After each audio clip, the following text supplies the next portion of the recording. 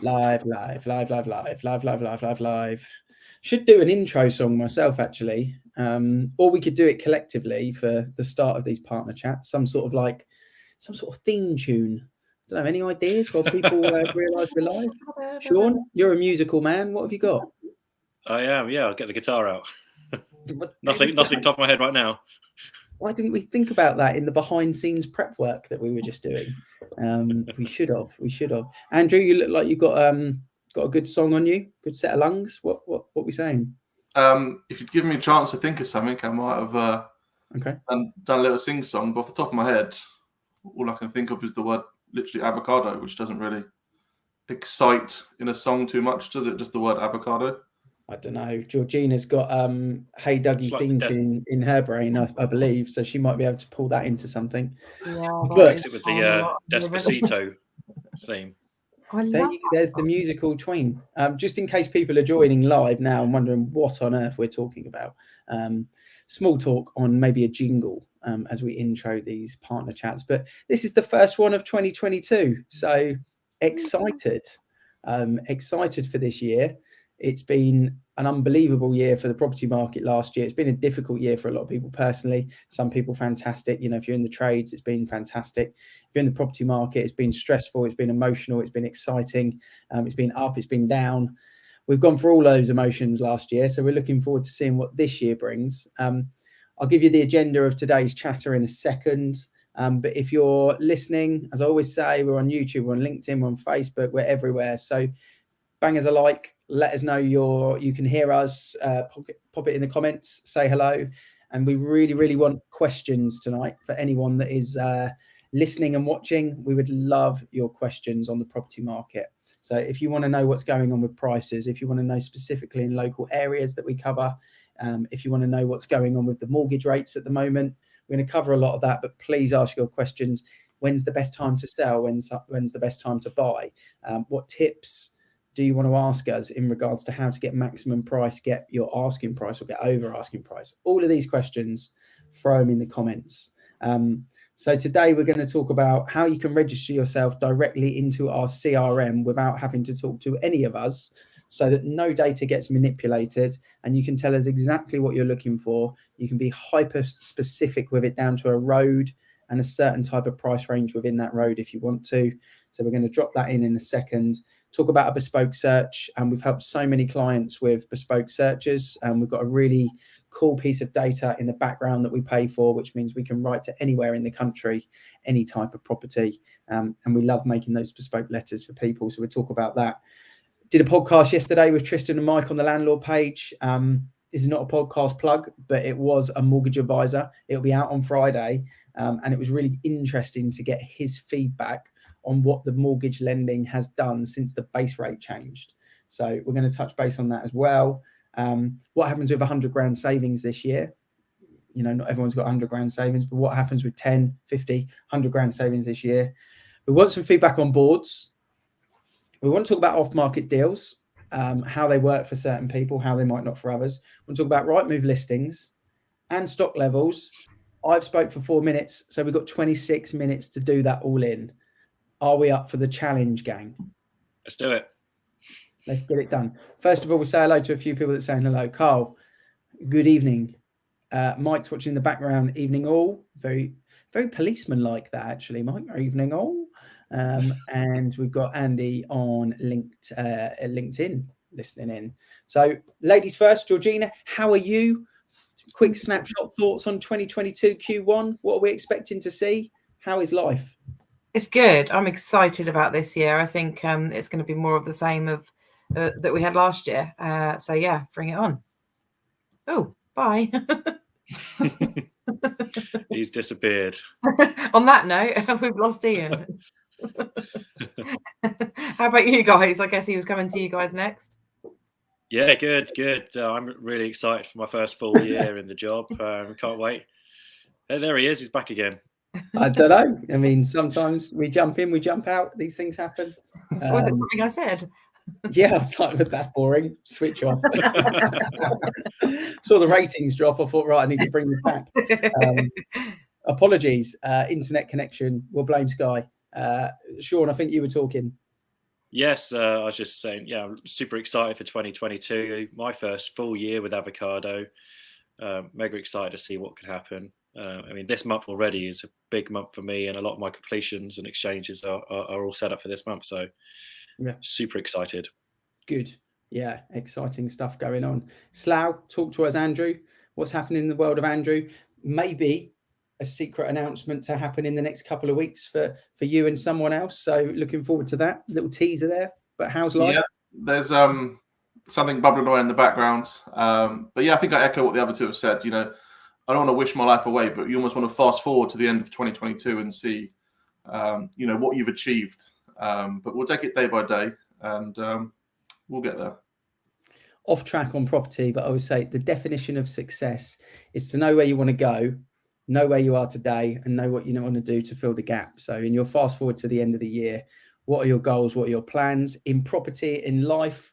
How far away are you from them? And then you've got to work every day to achieve them. So there we go. We've started with a bang here. Registering yourself in the CRM. Who would love to explain this process? Because most agents, especially around here, they can't do that. You've got to call them. You've got to try and get hold of someone. Then they're going to try and sell you a mortgage and a conveyancing and tell you that they've got a property in an estate that's 50 grand more than your budget. There's in an area you're not looking in, and it's a bit of a frustrating process. We've obviously now got a system where people can just go straight into our CRM, say what they're looking for, bungalow, price range, area, postcode, criteria, what their scenario is, and then they get alerted without even any of us doing anything when that specific property arrives within our CRM as an instruction, which is cool. Who would love to explain that process in a little bit more detail? Yeah, I'll take it. I think you've covered it quite well, but I think it's great for people. Didn't I? Yeah, I think you did. Yeah, I was like, what can I add to that? I think it's great that people can just go in and register themselves. As you say, they don't have to pick up the phone and take the details, which then an estate agent on the phone could actually manipulate those details and change it. Like, oh, they've said that the maximum budget's 550. Oh, well, we'll put it up to 600 or something. It's they can't do that. It's exactly as the person, and they can actually go back into it and change it. So if their circumstances change and originally they're looking at only 3 bedrooms and then they decide actually we really do need a 4-bedroom, they can physically go in and change it themselves without actually having to talk to us. Obviously they can always talk to us, but people, you know, if it's late at night and they just want to get the ball rolling with their search, they can easily go in and do that. And I think as you touched on specific areas in particular, I think that's really key for certain people because they might only want a certain school catchment and things like that. So Carl's asked, client relationship manager, is that what CRM stands for?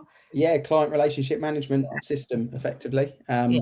I think most people in business will have some version of a CRM. It's not just estate agency chatter, but yeah, to explain what it means, it effectively means if you're a buyer looking, or you might be looking to sell your home down the line, but you want something super, super specific, you'll go into our database effectively. So you'll be registered with us. You won't be getting alerts, spammed, called.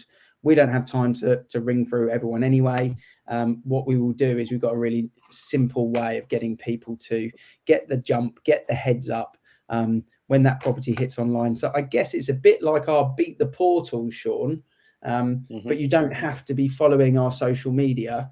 You just have to have your couple of details in the system of exactly what you're looking for in its simplicity. So you got Beat the Portals for social, and then you got the registration link that I've just put into the comments as an option if you want to jump on that. That's the best analogy I could give, Sean, would you say? Yeah, I completely agree. I think it's handy to have that, just knowing it's working in the background. So if a property that we bring on comes onto the market, they're going to get alerted about it straight away.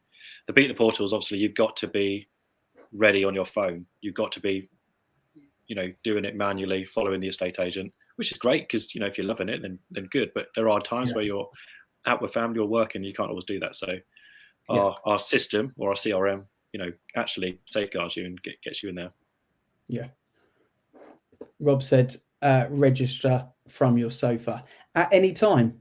If you're a night owl and it's 1 minute past 12, the baby's had you up and you've decided, you know, the bottle of milk is done and you're all alert and awake and you're looking for a property, bang, straight in the system. everyone's happy at midnight. So yeah, exactly that. No, love that. Andrew, let's talk about Bespoke Search, because another piece of software that we've got, one of our core values is to innovate. And that's why we're talking about this software, this data, because obviously as an avocado agent, we're looking to drive the market forward, bring it out of the dark ages of leaflets, suits, and all the nonsense that goes with it, and bring it a modern flair. And a bespoke search is an option that clients can reach out to us, and we can help them find something super specific. So we've got the alerts for people that just want to generally sit in the background, but for the hyper proactive people, we've got a bespoke search option as well, which I know you're a fan of. Yeah, I think it's powerful, because that bespoke search for you, you might be looking for a 1 in 100 house, and you don't know when that's going to come online. So then it's the whole, what comes first, stick or twist? Do I sell mine but not find for 6, 9, 12 months because what I want is so unique? So the service allows us just to go out there basically and find that uniqueness. Put down to the micro details, whether it's must have an acre of land, half an acre of land, 3 bedrooms, an annex, must be here, must be there. It gives you that opportunity to find it, and then gives you the flexibility to know that you've almost got an exclusive period to sort yourself out in terms of your finances and your personal property at the time.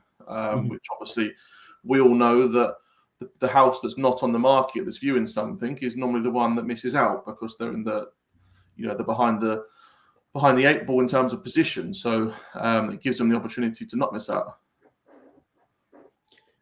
Ellen's asked, Andrew, you didn't get the hoodie memo. I mean, we don't always say brand, but then you have got a for sale board on your wall. So I don't know. I mean, if I said I was wearing it half an hour ago and spilled dinner down it, I was left with little options than a black hoodie with baked bean juice on it. It happens, it does happen. And I was hoping no one would notice. They're dangerous baked beans. They get off the spoon. They get off the road bean got me. Yeah, rocking the 2022 one right here. Yeah, new brand. Yeah. So I'm on the OG. This is layer 1, level 1, and then Georgina's level 2, which is zip up. That's where we got really flash, and we started banking some commission. We could afford zips, and then Sean moved us right up into the next level. And in fact, Sean, shows your arm. We were talking about registration. If you see one of us in the supermarket, flag us down, scan your phone on that, bang, straight in the customer relationship management system, otherwise known as the CRM for Carl's benefit. So yeah, there we go. That's the hoodie topic done. Sean, you mentioned to me earlier that Rightmove said it was one of the most busy for listings months last month, December versus December, I'm guessing. Yeah, so I've just had the alert updating me on how successful the Boxing Day bonanza was, and compared to the year before, the amount of properties which were uploaded on Boxing Day has increased by 21%. And then even more interestingly, on the 30th of December was the highest date for people to request valuations from estate agents through Rightmove since the 21st of March. Wow. So I think what we can take from that really is that anyone who was holding back from the year before, or is waiting to see how their jobs are settling, the work from home situation is going to pan out. I think, everyone's a little bit more optimistic about 2022 and decided to get their life in check and make that move. And on theme with Dan's question here, which is, are we seeing more properties come to the market? Is demand still high? I've got to say demand is still high, because I feel so many people hadn't found in December and November that they've now come into the new year desperately looking for an influx of properties, and hopefully on that data, Sean, that there will be an influx of properties. In fact, one of my vendors said, when should I start chasing estate agents up, because they're looking to find? Obviously, she asked me if we'd found her anything. We hadn't so far, and I said next Thursday, next Friday, valuations will take place over the course of this week. Listings will start to get signed up and start to be marketed towards the end of next week. And then you'll see the following week where they'll all start to hit online. Anything really listing this week is an instruction or a new listing from last month in reality that has been held off for the new year. So will we see more stock hitting the portals this month? Don't know, but it feels that way. It feels very, very busy at the moment in terms of activity. So we had valuations getting booked on New Year's Eve, New Year's Day, Christmas Day. We had 3 booked in on Christmas Day. Said on the last live that we did last week, which some people didn't get presents thereafter. So yeah, some crazy stuff. But I think in answering Dan's question, there'll be more. What do you think, Georgina? In fact, Rachel's asking a question here. Hopefully some of those properties are Woodley properties. I guess Rachel is one of your clients kind of actively looking in Woodley. Yeah, she is. Yeah, I'm on it, Rachel. Yeah, so for me, it's the busiest I've been. I've got the most listings that I've ever had. Obviously, it's actually my 1-year anniversary next week, being with Avocado. So yeah, it's been busy, but as you say, they have carried over from December. What is that? It's the only thing that looked slightly celebratory that I had in the office. It's a balloon weight. Yeah. It was shiny. Or a cheers. Yeah. Got that. I actually got a disco ball in my office, and I've got the congratulations avocado sweets. So I'll definitely have some of those. Yeah, they're nice actually. We get these from Sweet Tiger, bespoke sweet shop on Crowthorne High Street. Will and Mike have done a few videos with them, but these are epic. They're meant to be in the office for giving to buyers. Somehow this one's found its way home. Don't tell Mike. Hopefully he stopped watching. Anyway, we move on because I digress. Boards. Ellen's comment up here somewhere. What's everyone's thoughts on estate agency boards? We need people to be active with this. And the reason why we're asking this question is thinking of some people might have seen some of our new branding start to roll out, and boards are the next thing that we're going to finalize. But, you know, we've gone from suits to pink hoodies. Is there a new wheel that could be invented from an estate agency board perspective? I find a lot of clients would rather not have a board outside, but they know having a board outside helps them potentially find a buyer. But some of the boards are a bit eyesore-y now. What's everyone's kind of thoughts on boards that's listening? I won't throw this to us because we've got our view, we've got our WhatsApp group, we spoke about it. But if you're watching and you've got some information or some feedback on what would make a board look nicer, something quirky, you know, is it shape, is it design, is it size, is it something on it? What would help people? That's really what we want, is how do we make an estate agency board more helpful to the seller, to the buyer, and less shouty about the estate agency's brand. That's what I would love to see. So there we go. Got Aaron here. He's mentioned he's tried to get hold of someone actually. No, that's Ellen. Aaron's on Facebook. Is it possible to do a viewing with your company? Can't get hold of anyone or hear anything back from Bracknell. Fancy videos, but that's it. So there we go. We've got Aaron on YouTube. Ellen Sanjay, he's desperately trying to get hold of someone. What's the time? 6:20. So if we could check on the notes, Aaron is there. That's what these are for. You know, we're here to try and help people. So Aaron's watching on YouTube and he's desperately looking to book a viewing on a particular property. So thanks for the comment, Aaron. Any other comments you've got while you're on YouTube, ping them in and we're happy to answer. Off-market deals. I'm going to go to you, Georgina, on off-market deals. What's our thoughts? What's our thoughts on off-market deals? Yeah, I mean, I've had a couple, well, obviously last year, and there you go, Aaron. So they do work really well if it's a certain type of seller, whether they need to sell quickly or they've got a certain price in their mind that they need to achieve. Not everybody wants a whole bunch of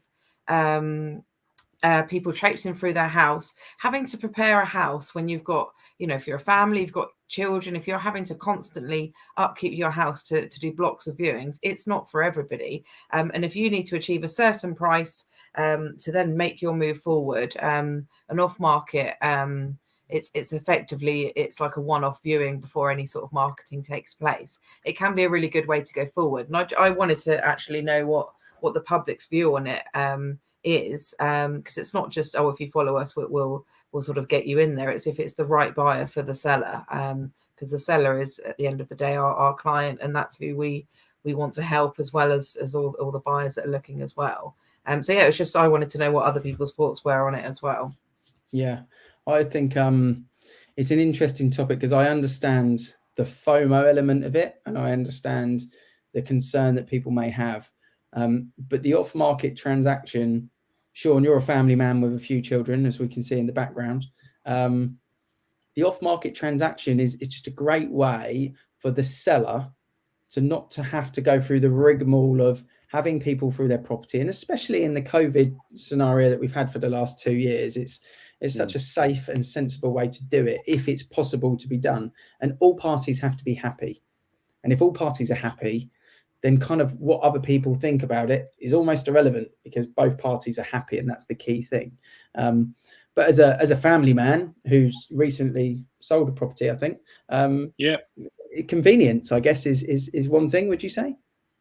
Yeah, absolutely. I completely agree. I mean, for me, I've got 4 children, so to tidy up and whip out 3 or 4 times a day, I'd want to do it in a block if I was going to do multiple viewings. But if I was having a personal service, and the estate agent went out and found a buyer who was specifically looking for what I've got to offer, it would make things incredibly easy. And again, it's where our CRM really sort of ties in, which when we're going through those, we can get to know the buyers in detail, how it is from their perspective. And with the home search criteria that we can use to find a property for someone, it marries them up really nicely. So you can work very well for that buyer, and it can work very well for that seller, if given a personal service to either one. Whether or not it's going to be in the back of your mind, whether you can always get more money by going onto the open market or not, that's obviously a choice you would choose, whether you accept the off-market viewing or you decide to go to the market anyway. What outweighs each other. Rachel totally agrees. Andrew, I guess there's a fine balance, isn't there? Because I actually believe if your house has been on the market in this type of market longer than 6 to 8 weeks, chances are you'll get less money. So the counter argument is put it on the market to get maximum value. Put it on the market at a high price and don't sell for 6 to 8 weeks. In reality, you'll get less money, and potentially people will pay a premium to keep it off market for them to achieve it, is what I've actually found. So it's an interesting one. What's your kind of take on it? For me, it's like page 1 of the estate agency book, 1 viewing, sell the house. So that's in reality how it should be. If you know your database, know your clients, and you've got the person that's going to buy it, then why not just do the secure way in terms of COVID, the easy way for the client, and just do the 1 viewing? If that is the buyer, if that match made in heaven is this buyer in that house, then do you need the open market? And Georgina's testament to it. Every time I speak to her, she says she's done another off-market deal. So she's doing the right thing, knows her clients, knows the database, and just marries the 2 together. Doesn't need Rightmove, doesn't need the open market. And like you said before, going on the open market, yes, there's it's a big pool to catch your fish, but the right fish is already there potentially. Yeah, and we know what we're doing. We're not kids in the game that kind of just trying to put things together. We listen to people. We're empathetic. We understand what people are looking for. Most of us live and breathe the markets that we work in with our own family and friends. So we're kind of sensible when we put these together. And yeah, I totally agree with you, Andrew. And as Rachel said here, had to pack most of the contents, the kids and the dog, into a car for viewings. It really wasn't ideal driving around for half an hour at a time, because obviously 2 household rule, most of us are kind of trying to adhere to that still. So yeah, vendors have to leave the property when a viewing happens. So yeah, it's a nice way to do it. Off-market deals explained like that.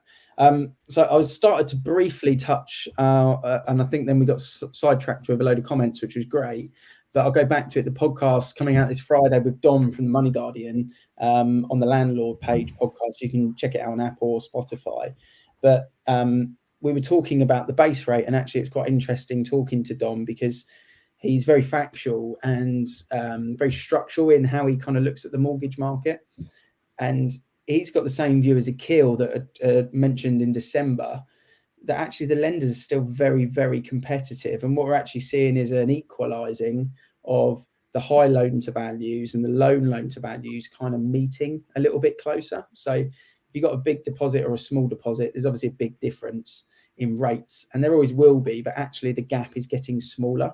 And that's evident that if you're getting a 5% or 10% deposit mortgage and 90 or 95% loan to value deal, that actually they feel very confident in the market because the rates are coming down on those. So that's quite exciting. The base rate is still, super low. Sean, I don't know when you bought your first property, but I would imagine, much like me, the interest rate was much higher then than it is now. Is that fair to say? Yeah, one of the early rates I was looking at were about 4 or 5%. Yeah, I'd want at 6%. So Jeez. and I had 25% deposit. Whoa. So it just shows. Maybe I had a bad mortgage advisor, I don't know. But it just shows, doesn't it, how different it is. So people say, it's a bit of a hike on the base rate. It is a slight jump up, but it's still the joint second lowest the base rate's ever been. Mortgage rates still seem incredibly low.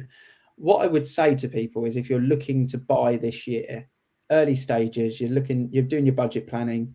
The one tip, and we'll go around the Zoom in a minute for a tip for anyone looking to buy this year. But for me, when you've done that budget planning, is to go and talk directly to a whole of market mortgage advisor and find out specifically what's the maximum you could afford to buy, what's the ideal price that you could afford to buy at, and you find something sort of in the middle is most likely between max and what you would feel is comfortable and convenient.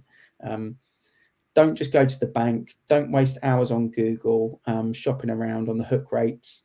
Go and talk to a really good broker. If anyone wants advice on that, we've all got some that we do our own mortgages with. That's the people that we advise, basically. Andrew, what advice would you give to anyone? Maybe they're selling and buying. Maybe they're buying for the first time. What advice would you give someone looking for a property? I think it's very easy to get caught up in rates and loan to value and all of those bits and pieces that realistically to the general public is potentially a bit of a minefield and something they won't ever fully understand. For me, it just comes down to work out what you can afford and fit your mortgage around that. Really, the rate you're paying is irrelevant if you've got your dream home. And the rate you pay could actually be good. It could be a bad rate, for example, but if the inflation of the property is going to increase, you're still quids in when you come to sell it. And I think people get so wrapped up in saving on the rate and waiting for the rates here and do this there, and actually the market's moved on 20 grand and now you can't afford to do anything. So if you'd have bought at that time, you'd be 20 grand up, and what you're paying on your mortgage is irrelevant because you've made it through just living in the house. Yeah, absolutely. Georgina, what about yourself? Any advice that you would give?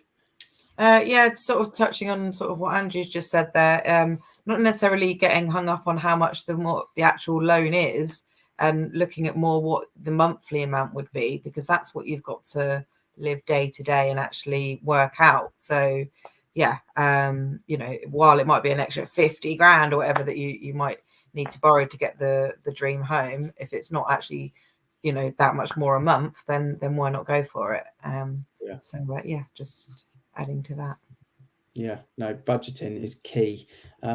Sean, what about the type of conversations people should have with the estate agent? Let's be honest, we're a funny bunch. So when people talk to an estate agent, what's the advice? Would you say be really general, get everything, make a short list, be hyper specific so they know you're serious, and get a small list or somewhere in the middle? What would you kind of say is the best advice? What would you feel most comfortable in a buyer if they were saying to you X, Y, and Z? What would that be? Well, I just tell and I've had these conversations today on viewings with people as well. Just be honest with me, just talk to me like, you really can talk to me. What do you like about this house? What are you doing about your finances?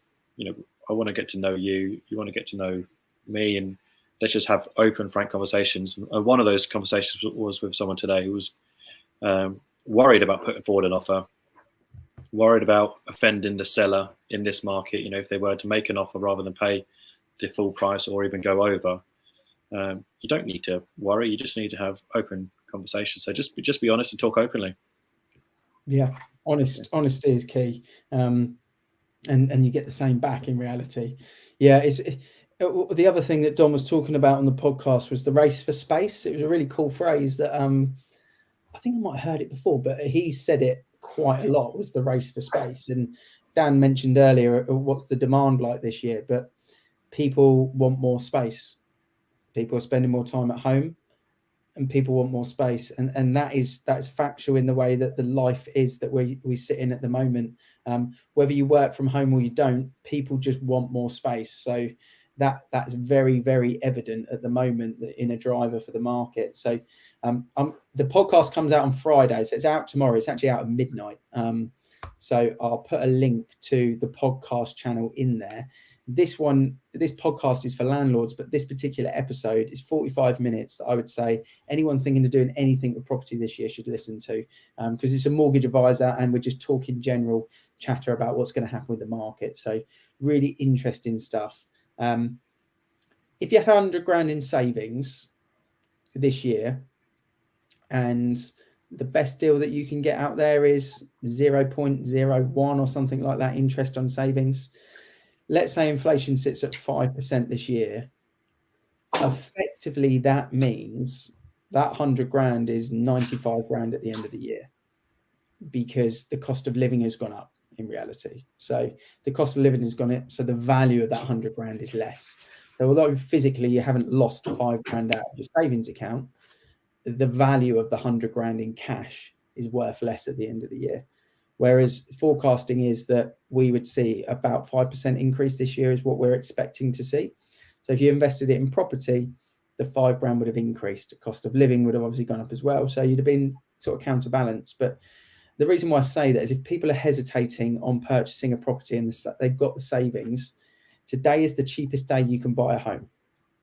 And it will be for the foreseeable, because the interest rates will only go up in the future and the house prices will only go up in the future. So my advice to anyone at the moment, it sounds like I'm an estate agent trying to make people move. I'm not. It's just genuine advice that I believe, which is if you've got the money to make it happen, go for it now, because it's the cheapest day that there is for the foreseeable to buy a home. Make sense, Andrew?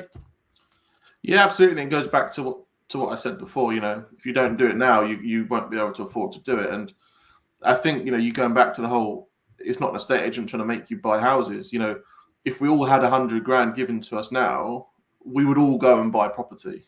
So the proof's in the pudding. You know, when you were saying then about the 100 grand would turn into 5 grand in a year's time, I was thinking, well, I'd split that into 2 and buy 2 at 50 grand as a deposit and get 2 at $250,000, something like that. And then you get 2 lots of 5 grand. So, you know, we would all buy property. So, you know, it's definitely the right place to put it. And, you know, sit in a bank account, yeah, fine. I'd love to open the bank account and see 100 grand, but I'd rather have someone paying me 1,500 quid a month to live in a property, and you've still got the 100 grand. It's just in bricks.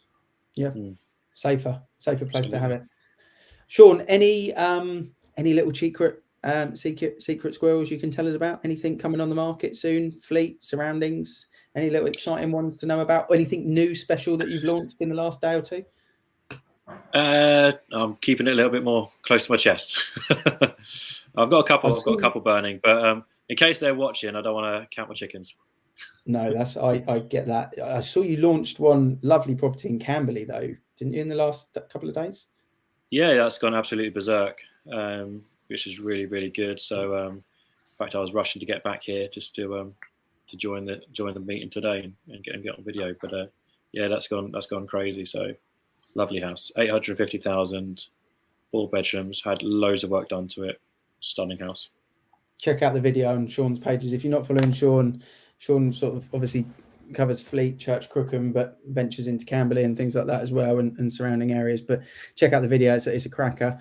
Georgina, anything on the bubble, or are you keeping everything off market this year? What's going on? No, it's not all off market. No, I've got a couple of new listings on. at the moment that are keeping me very busy.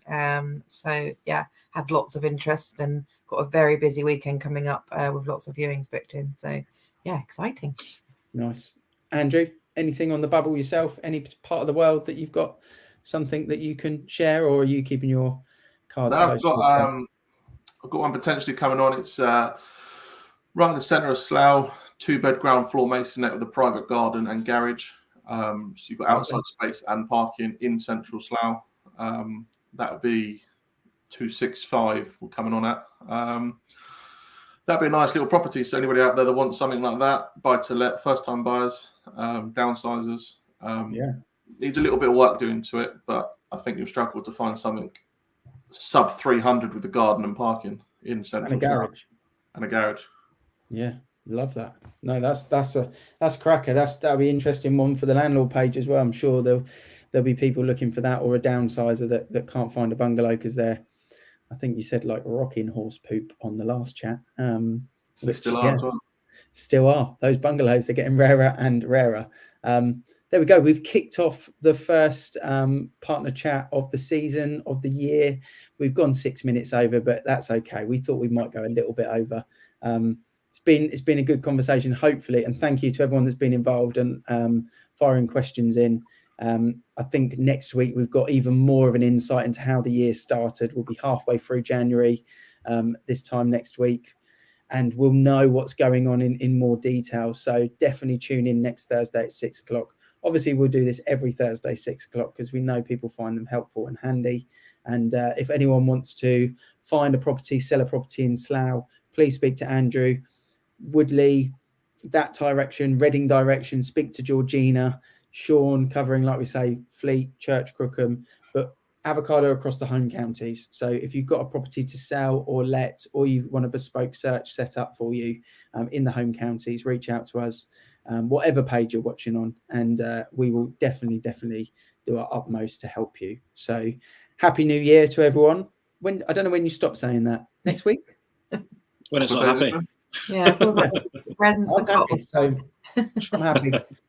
I've stolen my daughter's avocado mug that she got for Christmas. She doesn't know. I'll say that quietly because you'll come in. But yeah, I'm feeling good. So anyway, love the chat. Thank you. And we will see everyone soon. Yeah, thank you. Take care all. Cheers.